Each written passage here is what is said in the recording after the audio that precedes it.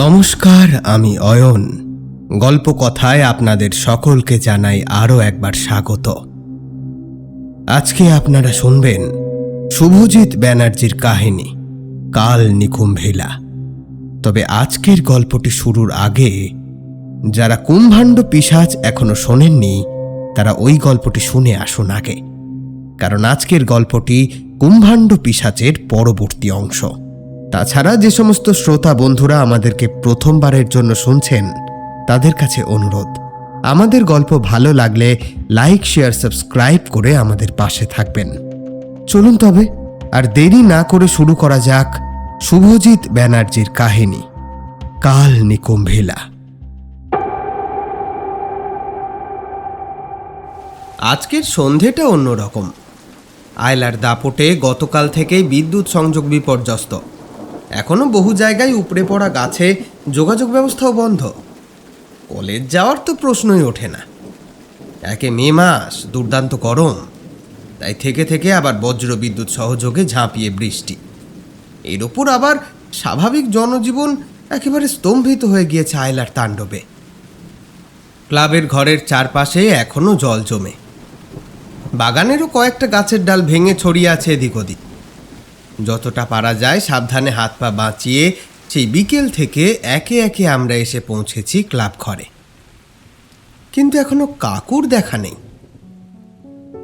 আরে কাকুকে তোমরা চিনলে না? কাকু মানে আমাদের স্বপন কাকু, স্বপন কুমার ঘোষ। যদিও ক্লাবে আসার আগে সোম একবার কাকুর বাড়ি ঢু মেরেছিল। কাকুর বাড়ির দেখাশোনা করার লোক নরহরিদা বলেছে, বাবু 12টার সময় খেয়ে দিয়ে বেরোইছেন, কখন ফেরবেন বলি জাননি, ফিরলি তোমার কথা বলবো। এদিকে আমি, সোম, জয়, রাজা, কানু, শিশির, পার্থ, রাজুদা, শঙ্করদা সবাই মিলে ডিমের ক্রেট জ্বালিয়ে মশা তাড়িয়ে ক্লাব ঘরের ভিতর টিমটিমে লণ্ঠনের আলো জেলে চুপচাপ বসে আছি। বাড়ি ফেরার কারো তাড়া নেই। আবার প্ল্যান হয়েছে রাত্রে ডিম ভাজার খিচুড়ি হবে। বাইরে একটানা শোঁ শব্দে ঝোড়ো হাওয়া বইছে। মাঝে মাঝে ঝিরঝির করে আবার থেকে থেকে ঝমঝম করে বৃষ্টিও নামছে। এক প্রস্ত চার বিস্কুট চালান করা হয়ে গিয়েছে আমাদের। এটা সেটা কথা চলছে এখন। মাঝে মধ্যে ঘুরে ফিরে আসছে অরূপের কথা। শেষবার রাজুদার সাথে অরূপের কথা হয়েছিল 11ই মে সন্ধ্যাবেলায়। তারপর থেকে বেপাত্তা একেবারে, কোনো খবরেই নেই সে। তোমরা তো জানো সেবার একটা মাল্টি ন্যাশনাল রিয়েল স্টেট কোম্পানিতে চাকরি নিয়ে কিভাবেই না উত্তেজিত ছিল ছেলেটা। আমাদের স্বপন কাকু কতভাবে সাবধান করলো, সেসবকে বুড়ো আঙুল দেখিয়ে সেই যে এখানকার পাঠ উঠিয়ে আসানসোল চলে গেল, তারপর আর এদিকে আসেনি। হ্যাঁ, বেশ কিছু মাস ভালোই যোগাযোগ ছিল, কিন্তু হঠাৎ করেই এই 11 তারিখের পর থেকেই তার আর কোনো পাত্তাই নেই। আমরা চেষ্টা করেছি যোগাযোগ করার, কিন্তু ফোন নাম্বারে তো যোগাযোগ করা যাচ্ছে না। স্বপন কাকুর কানে ব্যাপারটা গিয়েছে দিন 4 আগে। সেই শুনে থেকেই তিনি বেজায় উদ্বিগ্ন হয়ে আছেন। ঘড়িতে তখন রাত 8:30 হবে। বাইরে তখনও ঝিরিঝিরি বৃষ্টি হচ্ছে।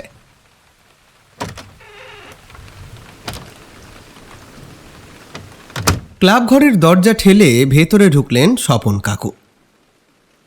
তাকে দেখে বেশ খানিকক্ষণ আমাদের কারো মুখে কোনো কথা শুনল না।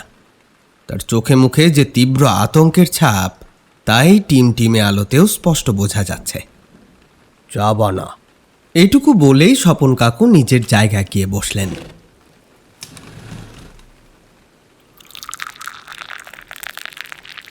কিছুক্ষণের মধ্যেই তার গ্লাসে আর সবার কাপে চা ঢেলে বসতে না বসতেই স্বপন কাকু গরম চায়ের কাপে একটা লম্বা চুমুক দিয়ে বললেন,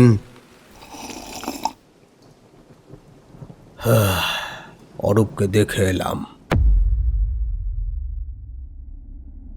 পিন পতন নিস্তব্ধতা ক্লাবে। বাইরের ঝোড়ো বাতাসটাও হঠাৎ করেই যেন থমকে গিয়েছে। বৃষ্টির শব্দটাও এখন আর কানে আসছে না। দুর্গাপুরের মিশন হসপিটালে ভর্তি আছে সে। শারীরিক আর মানসিক দুই দিক থেকেই বিপর্যস্ত, প্রায় জ্ঞান হারাচ্ছে। আর জ্ঞান ফিরলেই অজানা কোনো এক আতঙ্কে কয়েক মুহূর্ত সিঁটিয়ে থেকে আবার অজ্ঞান হয়ে যাচ্ছে। সারা শরীর জুড়ে কালশিটে পড়ে আছে। ডাক্তারদের কাছ থেকে এখনো কোনো আশ্বাস পাওয়া যায়নি।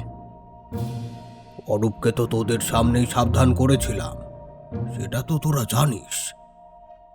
কিন্তু এইরকম বয়সে এমন আকর্ষণীয় চাকরির লোভ আমি পেলেও সামলাতে পারতাম কি না সেটা হলফ করে বলতে পারি না।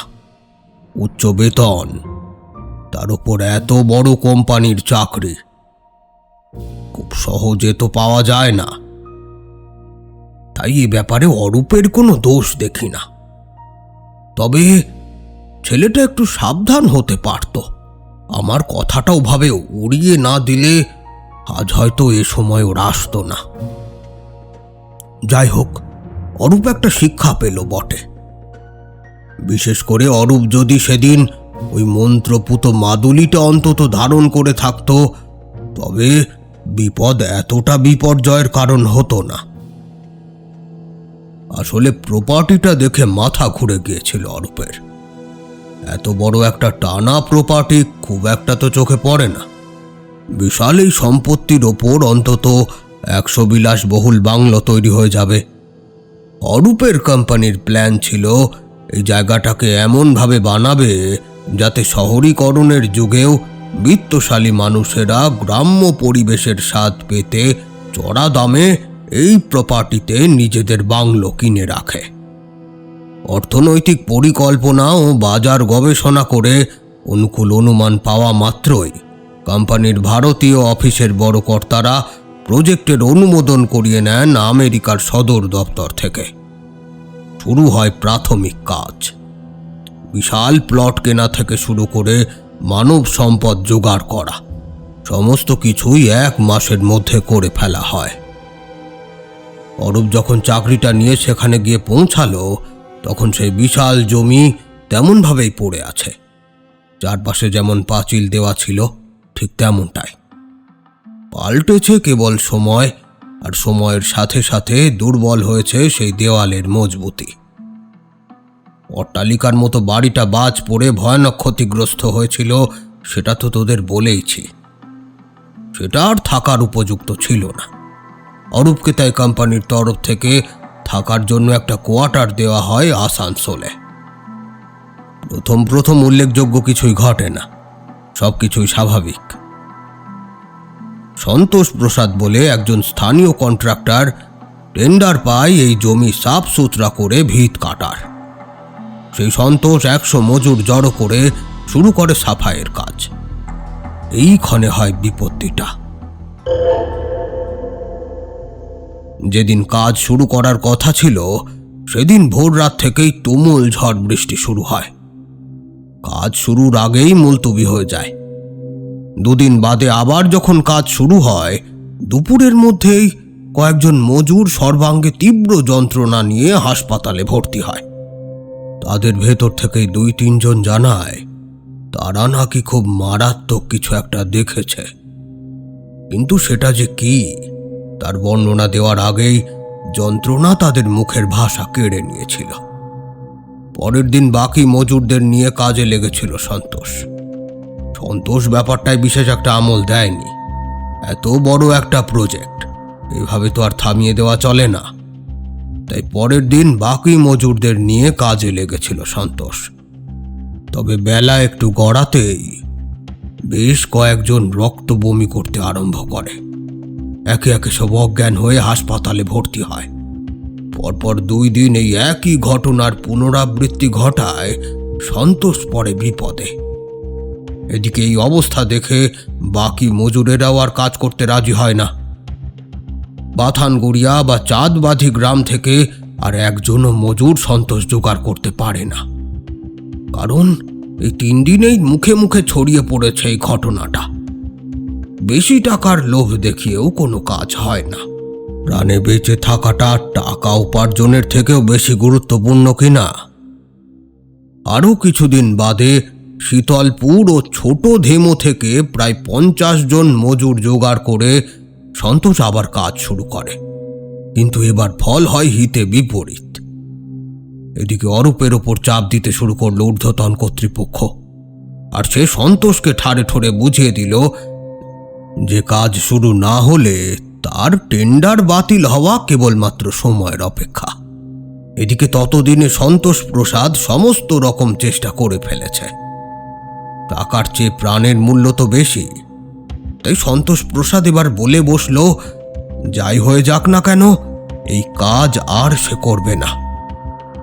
আসলে শেষবার যা ঘটেছিল সেটাতে সন্তোষের প্রাণ শুকিয়ে গিয়েছিল ভয়ে।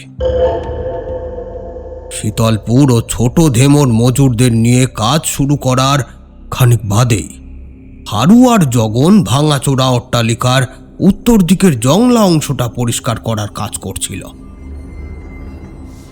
সেখান থেকে অট্টালিকার ভাঙা একটা অংশ দিয়ে ভেতরের অনেকটা দেখতে পাওয়া যায়। দিনের আলো সেখানে ভালো করে পৌঁছতে পারে না। সেই আবছায়াতেই কিছু একটা নড়ে উঠতে দেখেছিল ওরা। শিয়াল কিনা দেখার জন্য জগন একটু এগিয়ে গিয়ে দেখতে যায়। একেবারে কাছে গিয়ে সে যা দেখে তাতে ভয়ে আতঙ্কে তার মাথাটাই বিগড়ে যায়। জগনের অস্ফুট চিৎকার শুনে হারু তার কাছে এগিয়ে এসে ঘটনাটা বুঝতে গেল। আর সেখানেই তার হৃদযন্ত্রের ক্রিয়া বন্ধ হয়ে গেল। হারুকে হাসপাতালে নিয়ে যাওয়ার সময়টুকু পাওয়া গেল না, পথেই মারা গেল সে। এরপর জগনের বিকৃত মস্তিষ্কের অসংলগ্ন কথা থেকে যেগুলো জানা গেল সেটা রীতিমতো ভয়ানক। আরে বাবরে, ও মানুষ লয়, ও জানোয়ার লয় গো, ও এখন পিশাচ রাক্ষস। হাত, খালি হাত আর হাত, শরীর মতন চারদিক দিয়ে কিলবিল করতেছে। কেন লাখান পানাই গো, উটার পানাই বুক ঘইসে ঘইসে খ্যাস খ্যাস কইরা মাটি আখড়ি আগায় আসতেছে।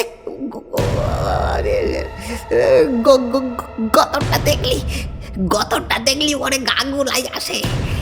সারা গায়ে মাছের বড় বড় আঁশ, সাপের মতো চকচক করতেছে, আর মোটকা মরার গন্ধ ছাড়তেছে। ও মুখ কই, মুকলাই, ওটার মুকলাই। গলার কাছে একটা আস্ত কুয়োর মতো হা করা গর্ত, আর তাতি শুলের মতো খ্যাংরা খ্যাংরা রাক্ষসী দাঁত। দাঁত বার করিয়ে দিয়ে আসতেছে। আমারে গিলি খাতে আসলো রে, ও আরে আমারে গিলি খাতে আসলো। চোখ, মাথার সাদ্দির মধ্যে খান লাল চোখ, গোল লাল চোখ,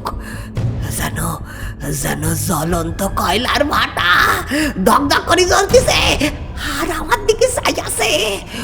ওই লাল চোখ সব গিলি খাবে, সব শেষ করে দেবে, সব শেষ করে দেবে। তোরা পালা, পালা বলতেছি, পালা বলতেছি, পালা, তোরা পালা রে।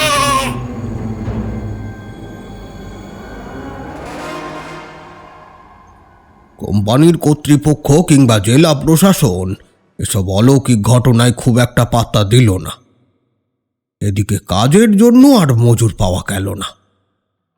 অগত্যা কোম্পানি সিদ্ধান্ত নিল যে 1 মাসের মধ্যে যদি কাজ শুরু না করা যায় তাহলে এই প্রকল্পের কাজ বাদ দিতে হবে। অর্থাৎ চাকরিটা পাকা হওয়ার আগেই অরূপকে কোম্পানি থেকে ইস্তফা দিতে হবে। মরিয়া হয়ে আবারও চেষ্টা শুরু করলো অরূপ। সন্তোষের ওপর আর ভরসা করা চলে না। স্থানীয় ঠিকাদারদের মধ্যে কেউ রাজি হচ্ছে না ওই সাইটে কাজ করতে। অগত্যা নিজের উদ্যোগে সে মজুর জোগাড় করতে ঝাড়খণ্ড চলে গেল। সবাইকে অবাক করে দিয়ে এবার কিন্তু বেশ কিছুদিন নিরুপদ্রবে কাজ এগোলো। কর্তৃপক্ষ খুশি, অরূপের কাজ প্রশংসিত হলো। অট্টালিকার চারপাশটা এবার পরিষ্কার হয়ে উঠতে লাগলো।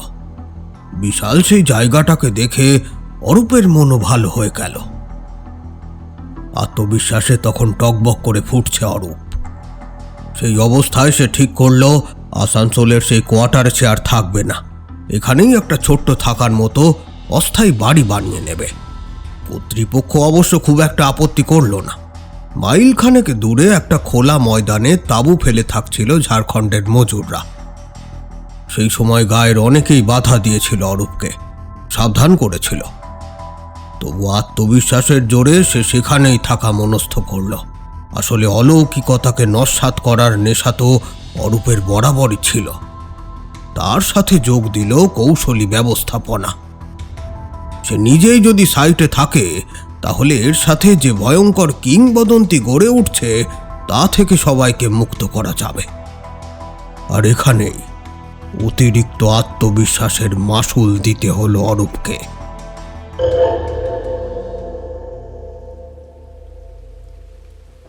তোরা হয়তো জানিস যে আমি অনেক না বলা কথা, অদেখা দৃশ্য দেখতে পারি, জানতে পারি।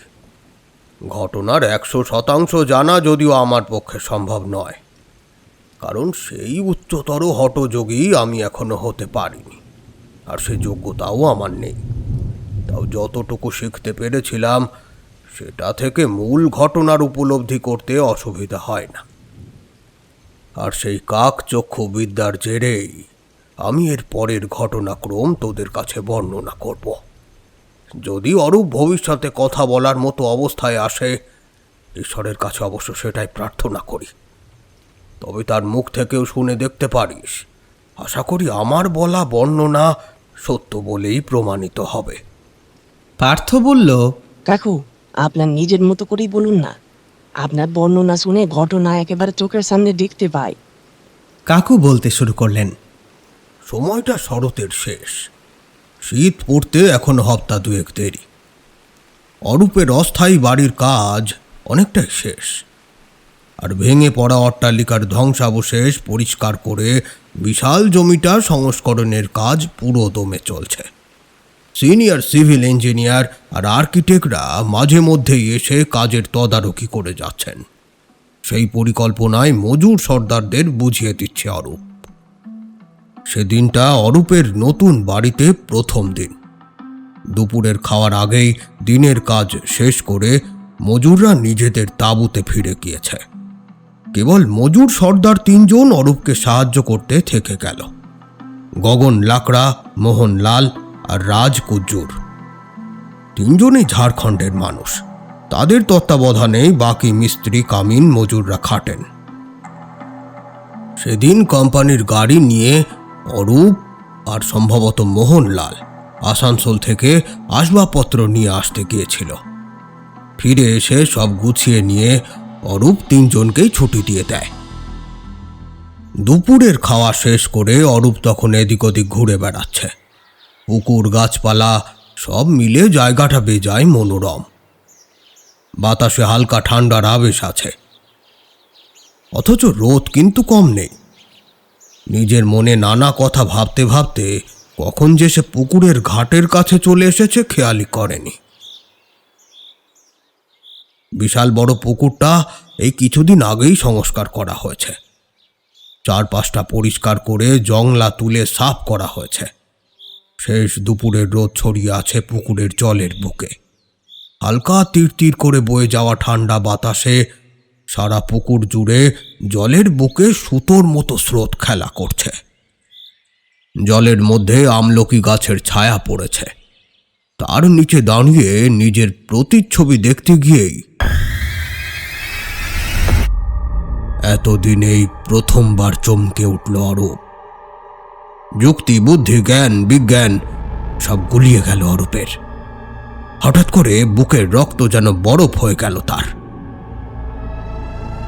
পুকুরের জলে নিজের ছায়াতে ওটা কি দেখল সে?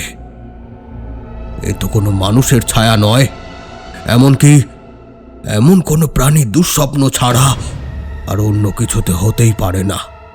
অথচ সেখানে অরূপ ছাড়া আর কেউ কোথাও নেই, কেউ কোথাও থাকার সম্ভাবনাটুকুও নেই। কয়েক সেকেন্ড পর একটু ধাতস্থ হতে এই অরূপের যুক্তিবাদী মন এই ঘটনার একটা যথাযথ ব্যাখ্যা খোঁজার চেষ্টা করতে লাগল। এদিক ওদিক তাকিয়ে কি মনে হতেই আকাশের দিকে তাকাতেই সে যেন একটা কারণ খুঁজে পেল। সূর্য তখন পশ্চিম আকাশে, আর ঘন কালো মেঘের চাদরটা ধীরে ধীরে পূব থেকে পশ্চিমের দিকে উঠে আসছে। অরূপ ভাবল তারই প্রতিফলন দেখে থাকবে সে জলের বুকে। আশ্বস্ত হয়ে বাস্তবে ফিরল অরূপ। এদিকে গাঢ় কালো মেঘের পরত পশ্চিমমুখী হাওয়ায় ভর করে ছড়িয়ে গেল দিক চক্রবাল জুড়ে। ধেয়ে এলো ঝড়, সাথে ঘন ঘন বজ্রপাত শুরু হলো। নামলো ঝমঝম করে বৃষ্টি। ঝিমঝিমে অলস দুপুরটা দেখতে দেখতে হয়ে গেল ব্যস্ত সমস্ত ঝমঝমে বর্ষার সন্ধে। ইলেকট্রিকের ব্যবস্থা বাড়িতে তখনও করা হয়নি। একটা কেরোসিন লণ্ঠন কিনে এনেছিল অরূপ। সেটা জ্বালিয়েই উত্তর পশ্চিমের ঘরের জানলার ধারে একটা চেয়ারে বসে ঠাঁই চেয়েছিল আধ ভাঙা অট্টালিকাটার দিকে। সাধারণত 10-12 দিন বা সপ্তাহ খানেকের মধ্যে পুরো অট্টালিকাটায় ভেঙে ফেলার পরিকল্পনা ছিল, কিন্তু প্রায় 10 দিন বাদেও তার মাত্র 1/3 কাজ এগোনো গিয়েছে। ঝাড়খণ্ডের মজুররা কর্মঠ। তাদের মজুরি বেশি হলেও তারা যত তাড়াতাড়ি সম্ভব কাজ শেষ করে বাড়ি ফিরতে পারলে যেন বাঁচে। তাই কেউ যে কাজে ফাঁকি দিয়েছে তা একদমই ভ্রান্ত ধারণা। তাছাড়া গগন, মোহন কিংবা রাজ যথেষ্ট কড়া সর্দার। নিজেরাও মাঝে মাঝে মজুরদের সাথে কাজে হাত লাগায়, আর সবাই সর্দারদের আদেশ অক্ষরে অক্ষরে পালন করে চলে। এসব ভাবতে ভাবতে কখন যেন অরূপ অন্য মনস্ক হয়ে গিয়েছিল। তার চটকা ভাঙে বাইরে থেকে ধেয়ে আসা একটা শীতল বাতাসের স্পর্শে।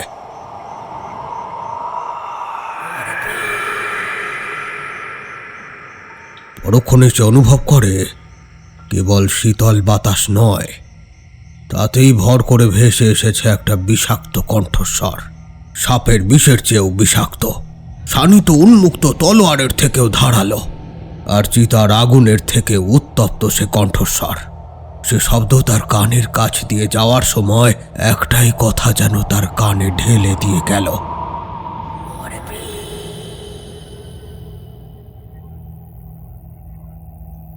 একটা বরফের স্রোত বয়ে গেল যেন অরূপের বুকের ভেতর। এই প্রথম একটা নির্ভেজাল ভয় চেপে ধরল তার কণ্ঠনালী।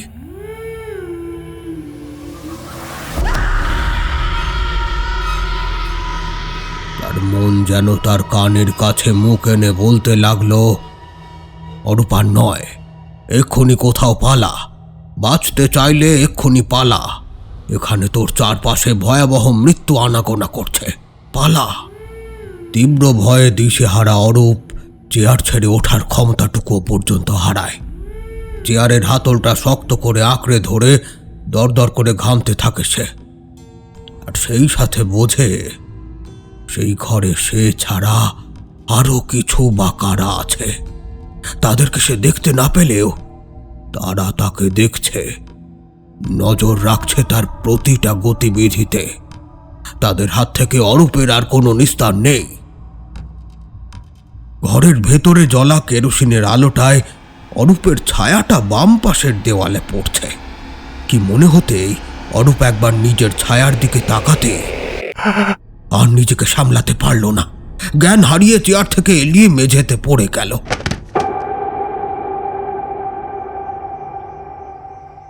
তার যখন জ্ঞান ফিরল তখন রাত্রি প্রায় শেষের দিকে। ওঠার চেষ্টা করতে গিয়ে অরূপ বুঝতে পারল তার মাথার ভেতর তীব্র যন্ত্রণা। শরীরে এক বিন্দু শক্তি অবশিষ্ট নেই। স্থানে স্থানে আগুনে পুড়ে যাওয়ার মতো জ্বালা। কারো সাহায্য ছাড়া 1 ইঞ্চিও নড়ার ক্ষমতা পর্যন্ত যেন নেই। তবে আতঙ্কের তখনও ঢের বাকি। ভোরবেলা মজুর সর্দার গগন লাকড়া দুধ দিতে এসে অনেক ডাকাডাকি করেও যখন অরূপ দরজা খুলছে না, তখন সে আবার ফিরে গিয়ে মোহর আর রাজকে ডেকে নিয়ে এসে দরজা ভেঙে অরূপকে উদ্ধার করে। তখনও জ্বরে তার গা পুড়ে যাচ্ছে। স্থানীয় ডাক্তার অরিন্দম ঘোষ এসে ওষুধ দিয়ে পথ্য বাতলে চলে যান। 12টার মধ্যে অরূপ অনেকটা সুস্থ বোধ করায় বাইরে এসে কাজ দেখতে লাগে। একটা ঝাঁকড়া তেঁতুল গাছের নিচে তার চেয়ার এনে পেতে দেয় এক মজুর। সেখানেই তার পাশে বসে নিজের নিজের মজুর দলের কাজের তত্ত্বাবধান করতে থাকে মজুর সর্দারেরা। এরই ভেতর এক ফাঁকে উঠে গিয়ে অরূপ মধ্যাহ্ন ভোজনটা সেরে আসে। শরীরে আর তেমন কষ্ট না থাকায় গত রাতের ঘটনাগুলোকে কেবল দুর্বল শরীরের ভ্রান্ত বিচার বলে উড়িয়ে দেয়। বিকেলে কালো জাম গাছের নিচে ইদারার পাশে হাত পা ধুয়ে নিচ্ছিল মজুরদের দল। এবার তারা ফিরবে তাদের তাঁবুতে। একে একে সবাই দিন মজুরি বুঝে নিচ্ছে সর্দারের থেকে। এসব দেখতে দেখতে অরূপ ভাবছিল তার আগামী দিনের পরিকল্পনা। খানিক বাদে সর্দার রাজ এসে অস্থায়ী গুদাম ঘরে সব যন্ত্রপাতি ঠিক আছে কিনা সেসব দেখে অরূপের থেকে বিদেয় নিয়ে চলে গেল। সবার শেষে গগন এসে রাত্রে থাকবে কিনা জিজ্ঞেস করাতে অরূপ তার প্রস্তাব প্রত্যাখ্যান করে তাকেও ফিরিয়ে দেয়। গত রাতে বেশ ভালোই বৃষ্টি হয়েছে। আজকের গোটা দিনটার আবহাওয়া তাই বেশ নরম। এবার ঝুপ করে সন্ধে নামতেই আবহাওয়াটা আরও খানিকটা নরম হয়ে গেল। আর আবারও একাকিত্ব পা বেয়ে বুকের কাছে ধীরে ধীরে উঠে আসতে লাগলো অরূপের। রাতের খাবার রুটি আর মুরগির কষা মাংস মজুরদের তাঁবু থেকে বানিয়ে দিয়ে পাঠিয়েছে ভগত। সন্ধ্যাবেলা হাত পা ধুয়ে সবে চায়ে আয়েশ করে একটা চুমুক মেরেছে, হঠাৎই অরূপের মনে হয় কাল রাতের অস্বস্তিটা যেন ফিরে আসছে। আবার তার মনে হতে থাকলো সে যেন একা নয়, কারা বা কিছু যেন তাকে সর্বক্ষণ জরিপ করে চলেছে। তাদের সে দেখতে পাচ্ছে না ঠিকই, কিন্তু তারা আছে, আর যথেষ্ট কাজ ঘেঁষেই আছে। সর্বাঙ্গ জুড়ে ভয়ের একটা চোরা স্রোত অনর্গল বয়ে যেতে লাগলো অরূপের। তার আত্মবিশ্বাসের ভিত আলগা হয়ে গিয়েছে। যুক্তিবাদ আর বিশেষ সাহস জোগাতে অক্ষম। আবছায় অন্ধকারে বসে থাকতে থাকতে মাথার ভেতরটা কেমন যেন ভারী হয়ে উঠেছে। এমন সময় কোথা থেকে একটা অদ্ভুত মন্ত্রধ্বনি কানে আসে অরূপের। जरा शोका समाविष्टम रोगायतन मातुरम रजस्वालमानित्यम का हितावास्वामिमं त्वज्जे। কোথাও যেন একটা বিরাট কিছু পরিবর্তন হয়েছে বা হচ্ছে, কিছুতেই ঠাহর করতে পারছে না অরূপ। সারা শরীর জুড়ে হালকা অথচ স্পষ্ট এক জ্বালা ছড়িয়ে পড়ছে খুব ধীরে ধীরে। একটু আগেও ঘরের ভেতরটা গুমোট হয়েছিল, এখন যেন দক্ষিণে অট্টালিকার ধ্বংসস্তূপের দিক থেকে একটা ঠান্ডা শিরশিরে বাতাস বয়ে আসছে। অরূপের মনে হলো এই বাতাসের চেয়ে গুমোট ভাবটাই বোধহয় ঢের ভালো ছিল, কারণ একটা বিশ্রী ধোঁয়াটে আষ্টে গন্ধ শিরশিরে বাতাসে ভর করে ভেসে আসছে। তবে সেটা বড় কথা নয়, আসল কথা হলো পরিবর্তনটা। আর সেই পরিবর্তনটা যে আসলে কি সেটা অরূপ কিছুতেই বুঝে উঠতে পারছে না। এক অজানা আতঙ্ক তার কণ্ঠস্বর রোধ করে দিয়েছে। একটা জড় পদার্থের মতো অরূপ ঘরের কোণে পড়ে রইল।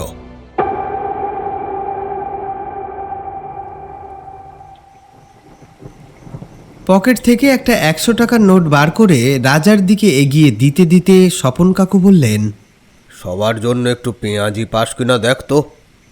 আসার সময় দেখলাম গণেশের দোকানটা খোলা, আর এই দুর্যোগে খদ্দেরও নিশ্চয়ই বেশি হয়নি।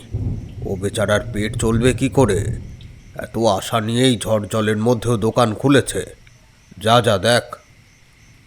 কাকুর কথা শেষ হতে না হতেই রাজা আর শিশির একটা ছাতা তুলে নিয়ে চলল পেঁয়াজি আনতে। আপাতত কাকুর মুখ বন্ধই থাকবে, অন্তত যতক্ষণ না ওরা ফিরছে। এই ফাঁকে আমি রাত্রে খিচুড়ি আর ডিম ভাজা খাওয়ার পরিকল্পনার কথা কাকুকে জানিয়ে দিলাম। রাজুদা একটু উদ্বিগ্ন মুখে জিজ্ঞেস করলো, কাকা কাকা অরূপের এখন কি অবস্থা?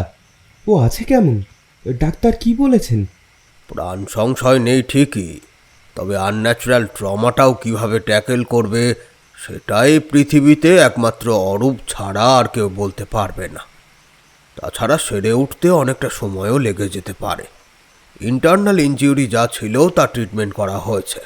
ডাক্তার কাঞ্জিলালের সাথে কথা বলে বুঝলাম প্রথম উল্লেখযোগ্য সাড়া না পেলেও এখন অরূপ মেডিসিন আর ট্রিটমেন্টে রেসপন্স করছে। এটাই যা আসার কথা। তবে এটাও সত্যি, ডাক্তার বলেছেন অরূপের ট্রিটমেন্ট রেসপন্সিভনেস কোয়াইট আনন্যাচারাল। উনি তো আশা ছেড়েই দিয়েছিলেন। তোদের জ্ঞাতার্থে এইটুকু মাত্র বলে রাখতে পারি, এতে মেডিকেল সায়েন্সের হাত নেই, অনেকটাই বিধাতার আশীর্বাদ আর এই একটু আমার অল্প স্বল্প অতি প্রাকৃত জ্ঞানের ফসল বলতে পারিস। ইতিমধ্যেই গরম গরম পেঁয়াজি এসে গিয়েছিল। আয়েশ করে তারই একটাতে কামড় বসিয়ে কাকু আবার বলতে শুরু করলেন। তা যেটা বলছিলাম, নিশ্চল হয়ে অরূপ তার ঘরের মধ্যে চুপচাপ এক কোণে পড়ে আছে। তার মনে হচ্ছে ঘরের ভেতর কিছু একটা এসে উপস্থিত হয়েছে, আর শুধু তাই নয়, জিনিসটা তার অনিষ্ট করতে চায়। একটু নড়াচড়া করলেই হয়তো সেটা অরূপের উপস্থিতি টের পেয়ে যাবে। বেশ অনেকটা সময় এভাবে কেটে গেল। দেখবি দীর্ঘক্ষণ একই জটিল পরিস্থিতির মধ্যে থাকতে থাকতে পরিস্থিতিটা কেমন যেন গা সওয়া হয়ে যায়, ভয়টাও কমে যায়। এক্ষেত্রেও তাই হলো। অরূপের ভয়টা আস্তে আস্তে স্তিমিত হয়ে এলো। অবশিষ্ট সাহসে ভর করে ঘরের কোণ ছেড়ে উঠে দাঁড়াতে পুনরায় পরিবর্তনটা টের পেল সে। আর এবার আগের চেয়েও তীব্র ভয়ে প্রায় বোধ বুদ্ধি লোপ পেতে বসল। এই কোথায় এসে উপস্থিত হয়েছে সে? এ তো তার চেনা ঘরের কোণ নয়। তার চারপাশটা একেবারে পাল্টে গিয়েছে। পায়ের নিচে থকথকে কাদার মতো কিছু একটা, যেটা থেকে পচা আষ্টে গন্ধ ছড়াচ্ছে। ধীরে ধীরে ঘরের তাপমাত্রা বাড়তে শুরু করেছে। আবছা একটা লাল আলো অন্ধকার ঘরটাকে আলোকিত করে তুলছে। লাল রংটা অনেকটা আগুনের মতো। এমন সময় তার ডান দিকের কাঁধে আগুনের হলকা লাগতেই চমকে উঠে প্রতিবর্ত ক্রিয়ায় সেদিকে ঘুরে তাকাতেই অরূপ ছিটকে গিয়ে পড়ল হাতখানেক দূরে। সে দেখল একটা গোল আগুনের মতো বৃত্ত, সেটা জীবন্ত, স্বাভাবিক ছন্দে জ্বলছে আর নিভছে। সেটা যে কিছুর চোখ, সেটা বুঝতে মুহূর্তকাল মাত্র সময় লাগলো অরূপের।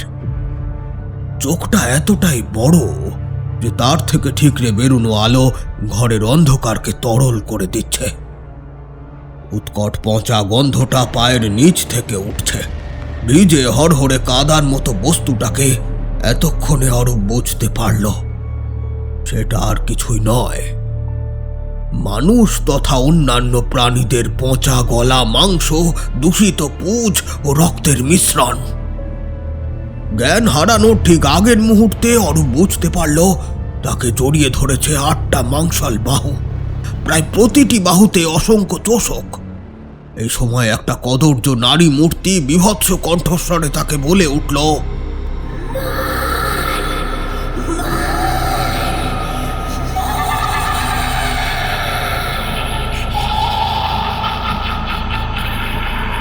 সেই কদাকার নারী মূর্তির মুখটা একদিকে কানের নিচ থেকে শুরু হয়ে অপর প্রান্তের কানের নিচ পর্যন্ত প্রসারিত। মুখের ভেতর অজস্র দাঁতের সারি। বিশালকায় স্থূল দীর্ঘদেহী নারী মূর্তির গায়ের রং অমাবস্যার রাতের মতো। এক মাথা খোলা চুল কোমর পর্যন্ত দেহের ওপরিভাগ ঢেকে রেখেছে। গায়ের চামড়া এমনই শুকিয়ে গিয়েছে দেখে মনে হয় কাঠ খোদাই করে বানানো একটা ভয়ানক মূর্তি। শেষের কয়েক সেকেন্ডে অরূপ দেখল তার সামনে বিশাল উদর, কুৎসিত পুঁতি গন্ধযুক্ত বিকৃত প্রত্যঙ্গযুক্ত একটা ভয়ানক অস্তিত্ব, যার অনেকগুলো বাহু এবং সেগুলোতে চোষক রয়েছে। মুখের জায়গায় একটা কালো বিরাট থকথকে গোলাকার অংশ, যার মাঝখানে একটা বিশাল লাল বৃত্ত। তবে কি কুম্ভাণ্ড পিশাচ? প্রশ্নটা ছিটকে এলো শঙ্করদার মুখ থেকে। সবার মুখের দিকে এক পলক দৃষ্টি নিক্ষেপ করে শান্ত কণ্ঠে কাকু বললেন, কেবল তাই নয়, ওর সাথে ডামরিও আছে। কতগুলো খটকা ওদের মনে এখনো আছে সেটা বুঝতে পারছি। আমি ইচ্ছে করেই সেগুলো আগে থেকে পরিষ্কার করে বলিনি। এবার সেগুলো আগে দূর করব। যে ঘটনাটা এবার বলতে চলেছি সেটার ক্ষেত্র পাত্র একটু আলাদা হলেও এ বিশেষ ঘটনা সরাসরি অরূপের সাথেই জড়িত। তোদের একটু আগেই বলেছিলাম না, অরূপের কানে এসেছে একটা মন্ত্র। সেটা কিসের জানিস? মৃত্যু আবাহন মন্ত্র। কুম্ভাণ্ড পিশাচ বা ডামরি তো আর পিশাচ সিদ্ধ তান্ত্রিক নয় যে তারা ওই মন্ত্র পড়বে। অর্থাৎ এই সব কিছুর আড়ালে এমন কেউ একটা ছিল যে পুরো ব্যাপারটা পরিচালনা করছিল, এবং সে অবশ্যই তন্ত্রমন্ত্রে সম্পৃক্ত। এখন কথা হলো সে কে। আগেই বলেছি, কাক চক্ষু প্রয়োগে আমি এই সমস্ত কিছু জেনেছি। তখনই ওই মন্ত্রটা আমার কানে আসে। ব্যাপারটা লক্ষ্য করে আমি নিজেই এর অনুসন্ধান চালাই। যা তথ্য হাতে উঠে আসে তাতে আমার নিজের অস্তিত্বই সংকটে পড়ে গিয়েছে। আচ্ছা, তোরা সমান্তরাল বিশ্ব বা প্যারালাল ইউনিভার্সের কথা নিশ্চয় শুনেছিস। আশা করি শুনেছিস। তবু যারা জানিস না তাদের জন্য বলি, এই যে আমাদের চারপাশের চেনা জগৎ, ঠিক এর গা ঘেঁষে এই হয়তো আরো অসংখ্য জগৎ একই সময়ের সুতোয় বাঁধা পড়ে আছে। যেন একটা খাতার পাশাপাশি দুটো পাতা। এক পাতার লেখা অন্য পাতা থেকে পড়া যায় না, কিন্তু তারা একসাথেই থাকে। আমাদের এই পৃথিবীর পরতে পরতে লুকিয়ে আছে অন্য সব অজানা ডাইমেনশন। ওই জগতের বাসিন্দারা হয়তো আমাদের চোখের সামনে দিয়েই ঘুরে বেড়াচ্ছে, কিন্তু মাঝখানের একটা অতি সূক্ষ্ম অদৃশ্য পর্দার কারণে আমরা একে অপরকে দেখতে পাই না। কিন্তু প্রকৃতির নিয়মেও মাঝে মাঝে এক আধটা ত্রুটি দেখা যায়। কোনো অজানা মহাজাগতিক কারণে ওই অদৃশ্য পর্দাটা সাময়িকভাবে ছিঁড়ে যায়, আর তখনই দুটো ভিন্ন জগতের সীমানা কয়েক মুহূর্তের জন্য একাকার হয়। হঠাৎ করে সমান্তরাল বিশ্বের কথা এলো কেন? এটাই তোদের প্রশ্ন, তাই তো? আমার ঘটনা বলা শেষ হতে হতে এই প্রশ্নের উত্তর তোরা নিজেই পাবি। মৃত্যুপিলুপ নামটা এর আগে কেউ শুনেছিস কখনো? স্বাভাবিকভাবেই এই নাম কেউ কখনো শুনেছি বলে মনেই পড়ল না। কাকু আবার বললেন, ইউটিউবের কল্যাণে নীলাবন্তী গ্রন্থের নাম নিশ্চয় জেনেছিস। আমরা ৩-৪ জন সম্মতিসূচক ভঙ্গিতে মাথা নাড়লাম।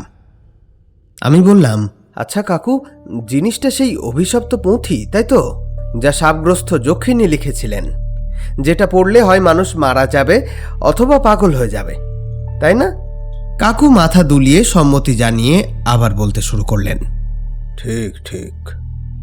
নীলাবন্তী গ্রন্থের মতো আরও একটা গ্রন্থ ইতিহাসের আধার অতলে বহু সহস্র বছর ধরে লুকিয়েছিল। সেটাই হলো মৃত্যুপিলুপ, আর এক অভিশপ্ত গ্রন্থ। এই মৃত্যুপিলুপ শব্দটি আদতে তেলেগু শব্দ, যার আক্ষরিক অর্থ হল মৃত্যুর ডাক। আজ থেকে বহু সহস্র বছর আগে তান্ত্রিক গণপতির উপাসক ঋষি নিদবেল এই গ্রন্থ রচনা করেন।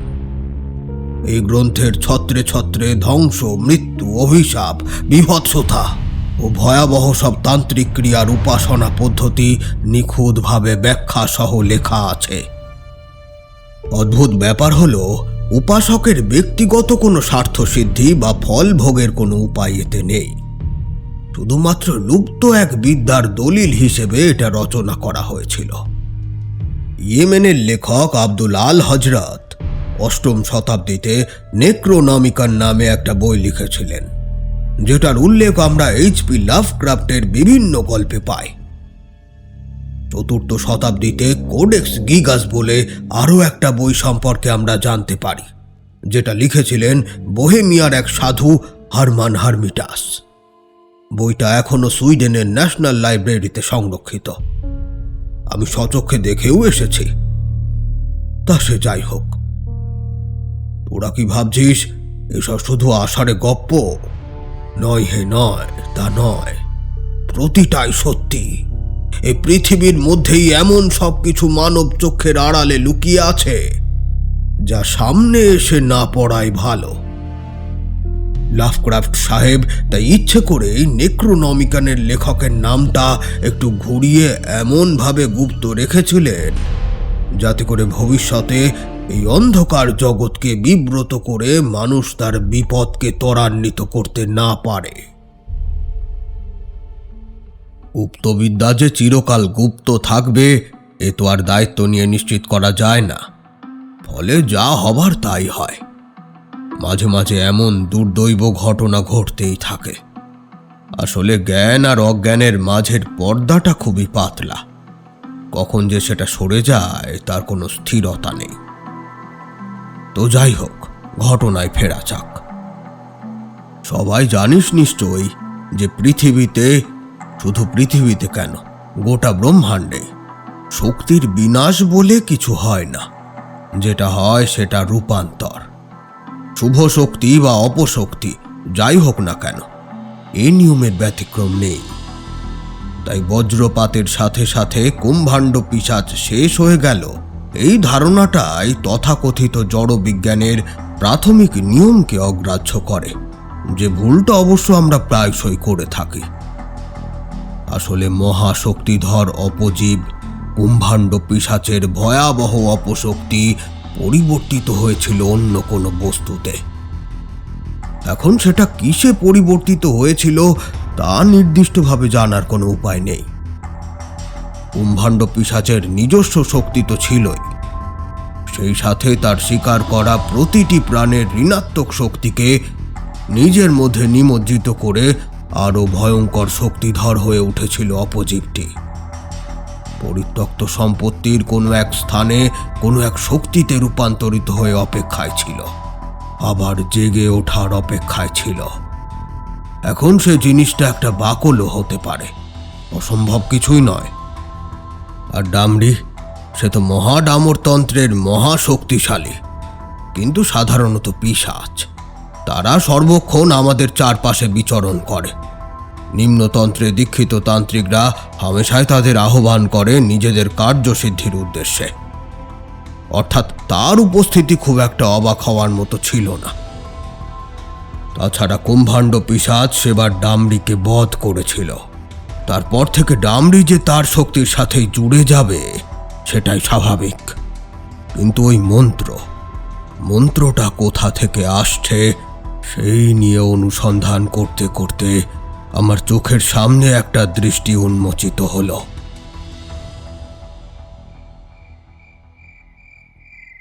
এক নিভৃত ঘোরতর কৃষ্ণপক্ষের রাত। কয়েক লক্ষ আলোকবর্ষ দূরে ধ্বংস হয়ে গেল একটা অতি বৃদ্ধ নামহীন নক্ষত্র। এবার তার কৃষ্ণ গহ্বরে বিশ্রাম নেওয়ার পালা। পৃথিবীর মানুষ শেষ দিনটা পর্যন্ত জানতেও পারবে না এই নক্ষত্রের জন্ম মৃত্যুর বৃত্তান্ত।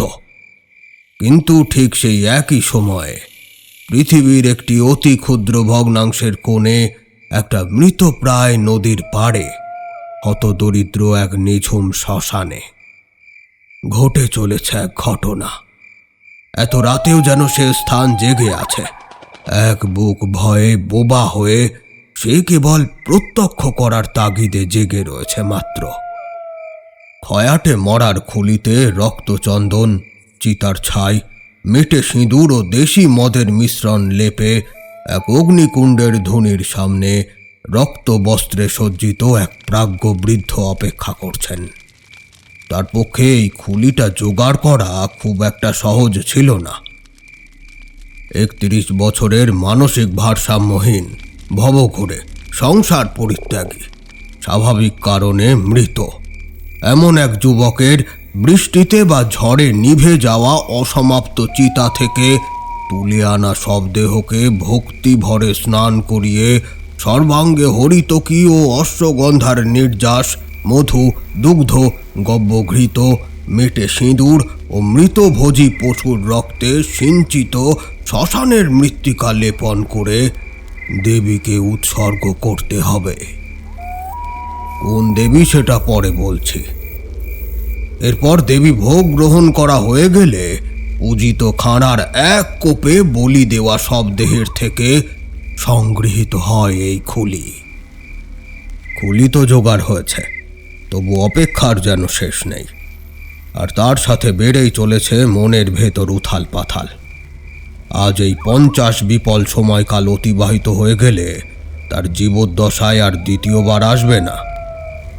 আচ্ছা, 50 বিপল মানে হলো 20 মিনিটের মতো সময়। এই ক্রিয়ার বিকল্প ব্যবস্থা?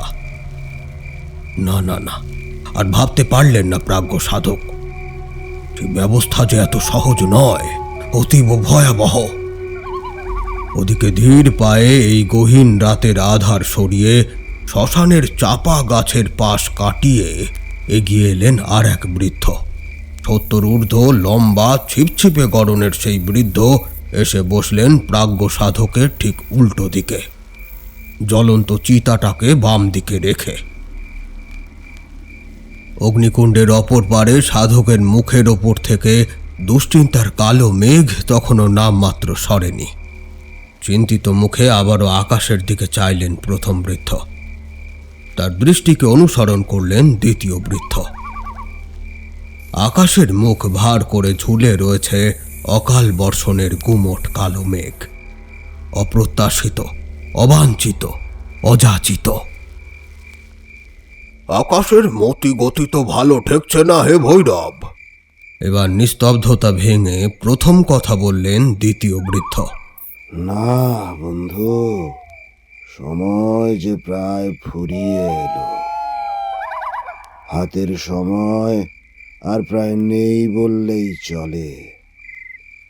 মেঘ না কাটলে ধনিষ্ঠা নক্ষত্রের জল কর্কট রাশির নক্ষত্রপুঞ্জের ভেতর দিয়ে প্রবাহিত হয়ে এসে এই উৎসর্গীকৃত খুলির উপর পড়বে কি করে?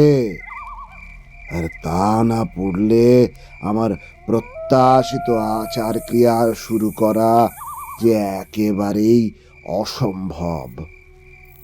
সবুরের ফল এক্ষেত্রে মিঠা হলো না। আকাশ কালো মেঘের ঘোমটা সরিয়ে রাতের আকাশের মুখ দেখতে দিল না।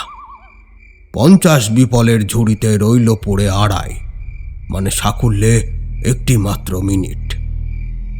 দক্ষিণের আকাশে জ্বলে উঠে পশ্চিমে মিলিয়ে গেল বিদ্যুতের একটা বক্ররেখা।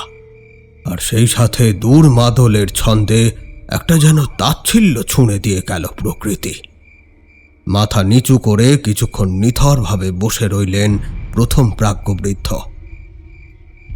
মা বোধহয় আমাদের নৈবেদ্য গ্রহণ করলেন না বন্ধু। হতাশার গ্লানিতে তার কণ্ঠ বুজে এলো। এত কষ্টে জোগাড় করা উপাচার সব বৃথা গেল। নগা পাগলার এই সব দেহকে আর আটকে রাখা ঠিক হবে না। ওর সদ্গতি হোক।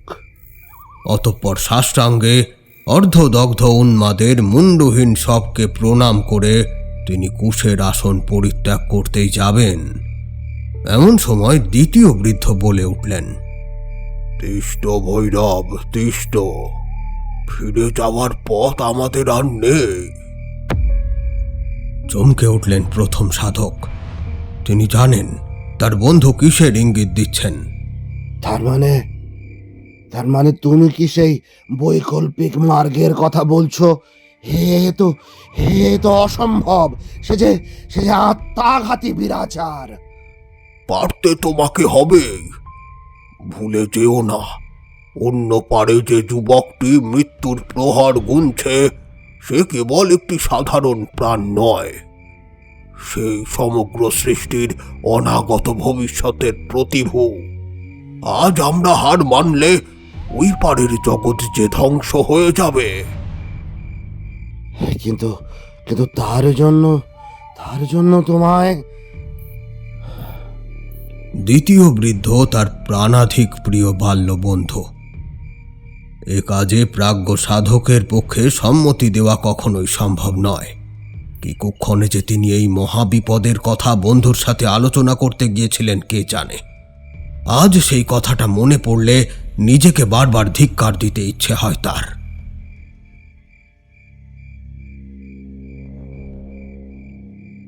খানিকক্ষণ সব শুনশান।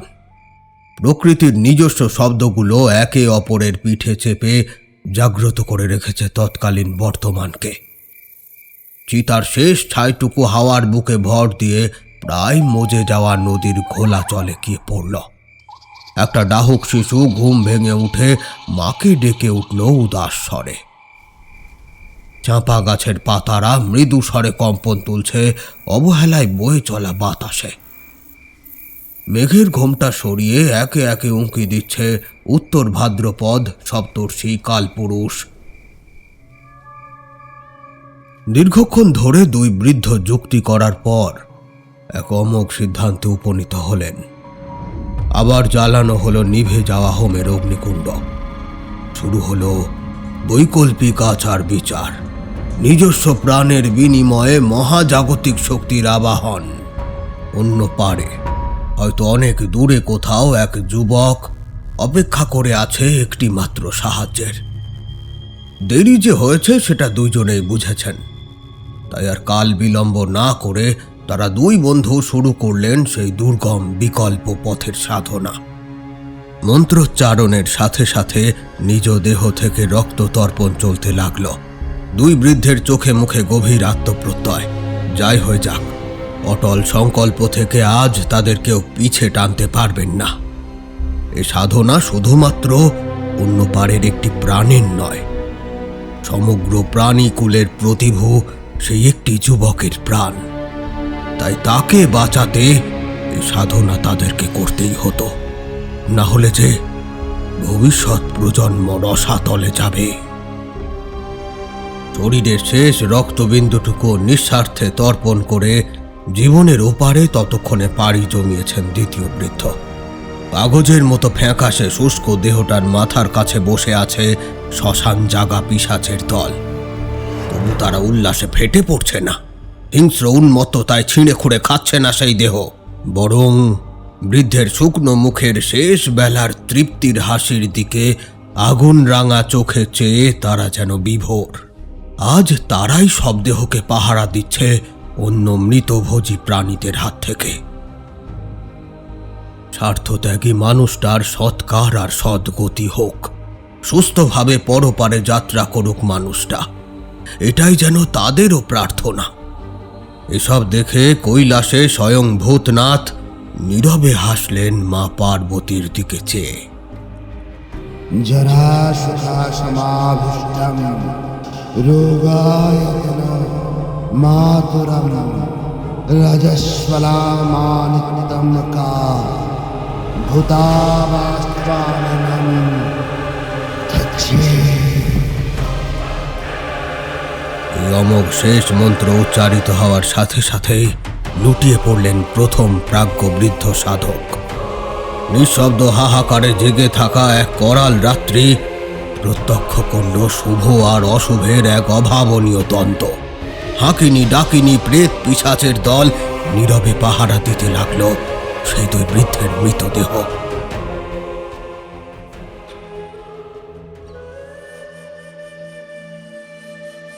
কেউ লক্ষ্য করলে দেখতে পেত প্রাচীন চাপা গাছটার নিচে দাঁড়িয়ে এক ফ্যাল ফ্যাল করা দৃষ্টি নিয়ে মৃতদেহগুলোর দিকে চেয়ে আছে মানসিক ভারসাম্যহীন এক অবয়বহীন প্রেত মূর্তি।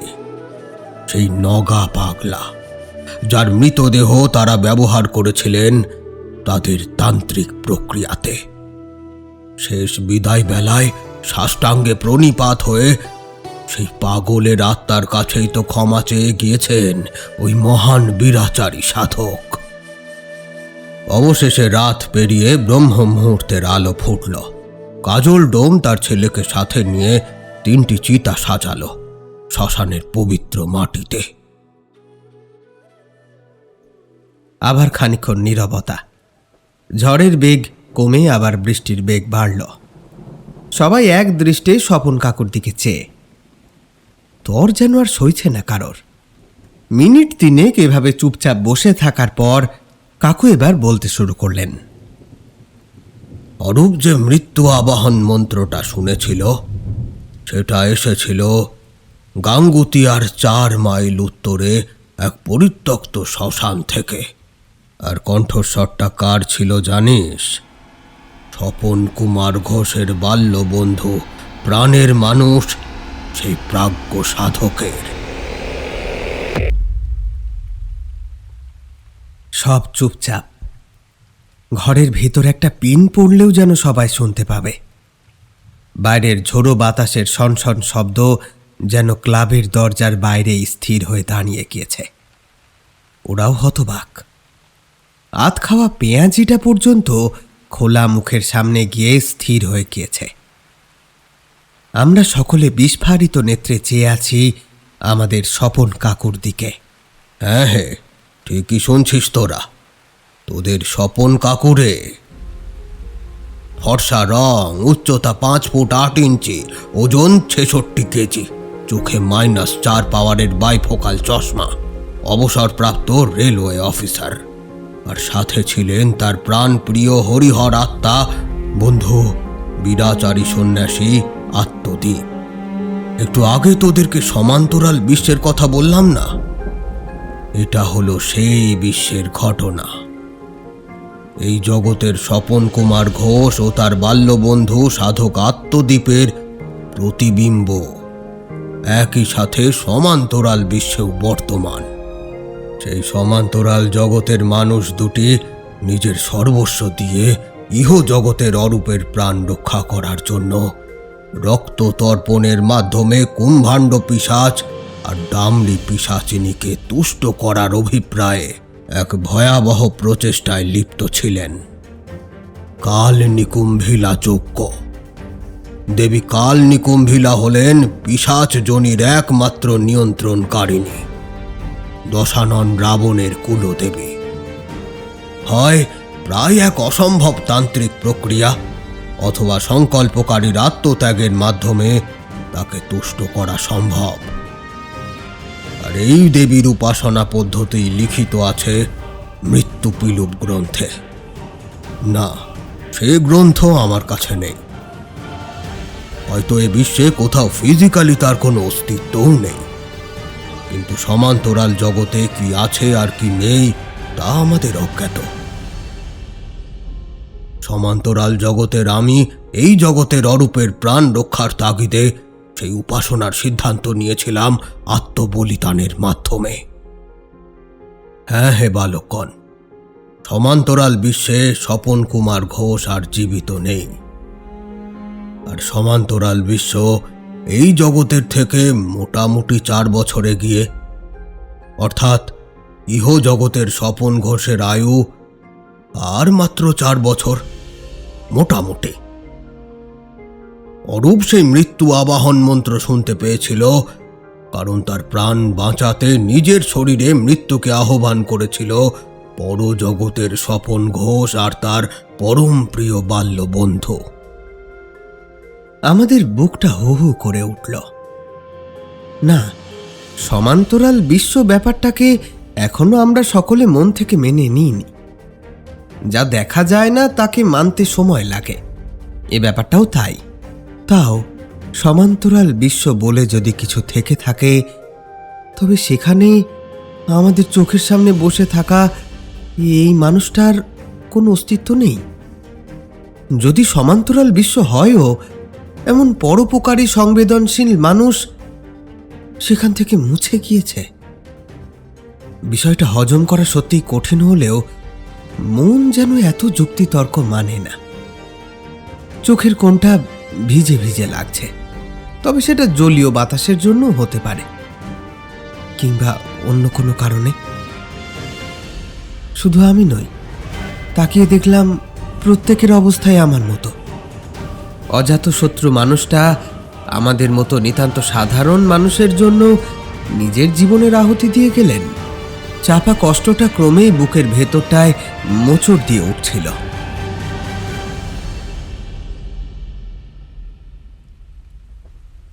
এমন সময় মৌনতা ভেঙে কাকুই প্রথম বললেন, ডিম ভাজাটা কি হাঁসের হলে ভালো হয় না রাজু?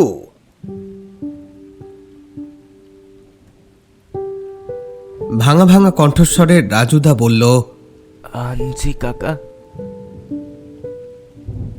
স্বপন কাকু পকেট থেকে একটা 200 টাকার নোট বার করে জোর করে গুঁজে দিলেন রাজুদার হাতে। রাজুদা ঘর থেকে বেরিয়ে যাওয়ার উদ্যোগ করতেই কাকু বললেন, সেদিন আমি ঘটনাটা জানার জন্য একটু হঠযোগে বসেছিলাম। অঘোর মাল্লা এই পদ্ধতি আমাকে শিখিয়ে দিয়েছিলেন। পুরোটা কখনোই আয়ত্ত করতে পারিনি, তবে যতটা পেরেছি তাতেও অনেকটাই জানতে পারি। কি বল?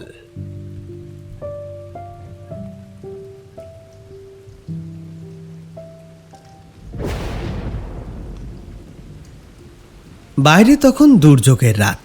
এই রকম পরিবেশে গরম ধোঁয়া ওঠা খিচুড়ি আর সাথে হাঁসের ডিমের পুরো অমলেট, আবার মুচমুচে বেগুনি, সব মিলিয়ে রাতের খাওয়াটা বেশ জম্পেশ হয়েছিল। খাওয়া শেষ করে আমরা সবাই গোল হয়ে বসেছিলাম। এতক্ষণের থমথমে ভাবটা কাটিয়ে আমাদের মনটাকে ভালো করার জন্যই কাকু ইচ্ছে করে একটা বিতর্কের আগুন উস্কে দিয়েছিলেন। প্রসঙ্গ ভারতের ক্রিকেট টিমের সাউথ আফ্রিকার কাছে সাম্প্রতিক সিরিজের হার। আরে সাউথ আফ্রিকার ওই পেস আর বাউন্সের সামনে আমাদের ব্যাটারদের পাই যে চলে না। এই পিচে খেলা কি মুখের কথা? আমি ভারতের পক্ষ নিয়ে কথাটা বললাম বটে, কিন্তু তার উত্তরে কাকু তাচ্ছিল্যের হাসি হেসে হাত নেড়ে বললেন, আরে রাখ তো তোদের পিচ আর বাউন্স। ওই বাউন্স তোদের ওই পাড়ার দিগন্ত একাদশের ছেলেরাও এর চেয়ে ঢের ভালো সামলে দিতে পারে। এত বড় একটা ইন্টারন্যাশনাল টিম, তাদের এই ছন্ন ছাড়া দশা মেনে নেওয়া যায়? এই জঘন্য হারের এটা কোনো অজুহাত হতে পারে না রে। তর্ক যখন একেবারে তুঙ্গে, রীতিমতো ঝড় ওঠার উপক্রম, ঠিক সেই মুহূর্তেই স্বপন কাকুর মোবাইল ফোনটা তীক্ষ্ণ স্বরে বেজে উঠল।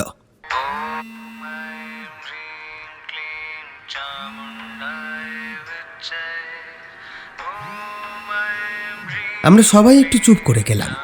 স্বপন কাকু ভ্রু কুঁচকে মোবাইলের স্ক্রিনটার দিকে দেখলেন, তারপর আমাদেরকে হাত নেড়ে ইশারায় একটু চুপ থাকতে বলে ঘরের কোণের জানলাটার দিকে এগিয়ে গেলেন। হ্যালো। নিচু গলায় কথা বলতে লাগলেন। আমরা কান না পাতলেও আবছাভাবে বোঝা যাচ্ছিল ওপাশ থেকে আসা কথাগুলো তাকে বেশ বিচলিত করছে। কি বলছো? আচ্ছা। তারই উত্তরে মাঝে মধ্যে কাকু হ্যাঁ হুঁ কি বলছো এইসবই বলছিলেন। মিনিট 2 বাদে ফোনটা পকেটে ঢুকিয়ে স্বপন কাকু যখন আমাদের দিকে আবার ফিরে দাঁড়ালেন, তার মুখটা তখন আবারও থমথমে, রক্তশূন্য। যেমন অবস্থায় তিনি ক্লাব ঘরে প্রবেশ করেছিলেন ঠিক সেই মুখ। চোখের দৃষ্টিতে কেমন একটা অব্যক্ত আতঙ্ক। এতক্ষণের সেই হইচই হাসি মজায় ভরা ঘরটায় নিমেষের মধ্যে যেন এক চাপা গুমোট আর অদ্ভুত এক গা ছমছমে শীতলতা নেমে এলো। মিশন হাসপাতাল থেকে ডক্টর কাঞ্জুলাল ফোন করেছিলেন। অরূপের গায়ে মানুষের কানের মতো নীল নীল রঙের ছোপ পড়েছে।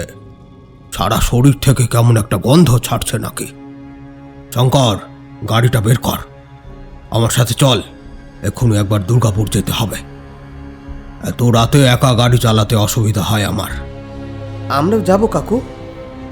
সকলের হয়ে আমি প্রশ্ন করতেই কাকু বললেন, বেশ, বাড়িতে তবে জানিয়ে দে।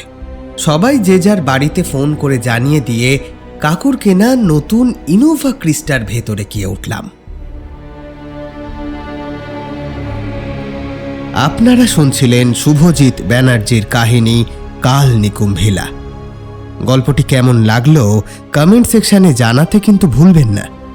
যে সমস্ত শ্রোতা বন্ধুরা এখনও আমাদেরকে সাবস্ক্রাইব করেননি, তারা দয়া করে সাবস্ক্রাইব করে বেল আইকনটি প্রেস করে দেবেন।